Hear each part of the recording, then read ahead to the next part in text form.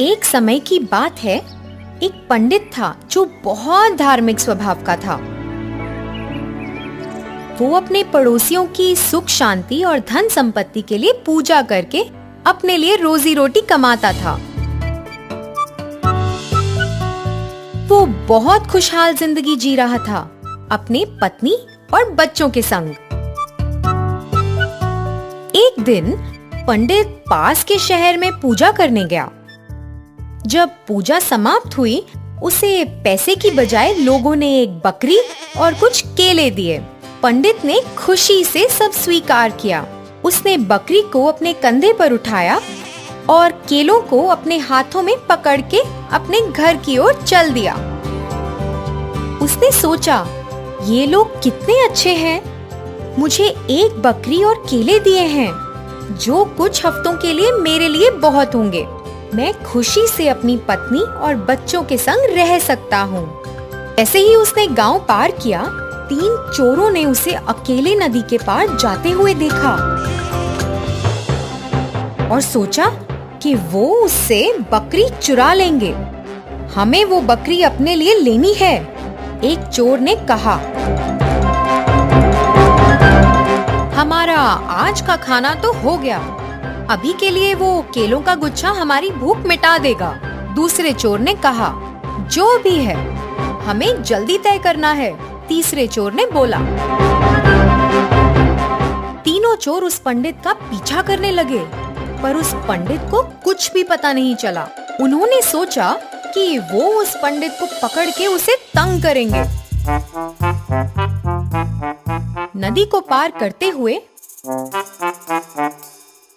पंडित ने केले का छिलका देखा। जैसे जैसे वो चल रहा था, तीनों चोर उसके गुच्छे में से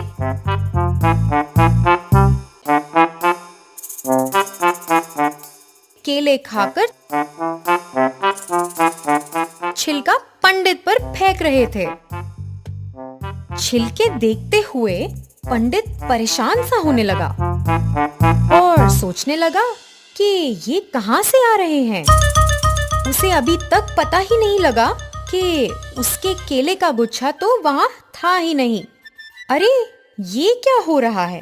इतने केले किसने खाए और यहाँ छिलके फेंक दिए? ये सोचते हुए उसने अपनी बकरी को अपने कंधे से नीचे उतारा और जैसे ही केले के गुच्छे को रखने का सोचा, उसे एहसास हुआ कि केले तो हैं ही नहीं और एकदम हैरान हो गया। फिर पहला चोर पंडित के पास आकर बोला, पंडित जी, ये क्या है? आप सारे केले खा गए। आप ये 12 केले अपने परिवार के लिए लेकर नहीं जा रहे थे। ये तो बहुत हैरानी की बात है। ये बोलकर चोर वहाँ से चला गया। परेशान पंडित सोच में पड़ गया, ये केले तो मैंने नहीं खाए, फिर सब कहाँ गए? इसका क्या राज है?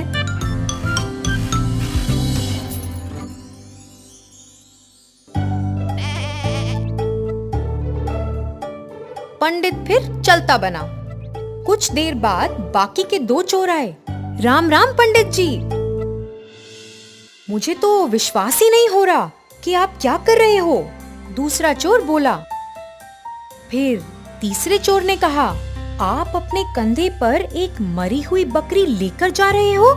पंडित ने गुस्से से कहा, ये बकरी मरी हुई नहीं है, ये जीवित है। गुस्सा मत होइए पंडित जी, ये मरी हुई दिख रही है, मगर आप जो भी करेंगे ठीक ही होगा। 2 चोरों ने कहा और हंसते हुए वहां से चले गए।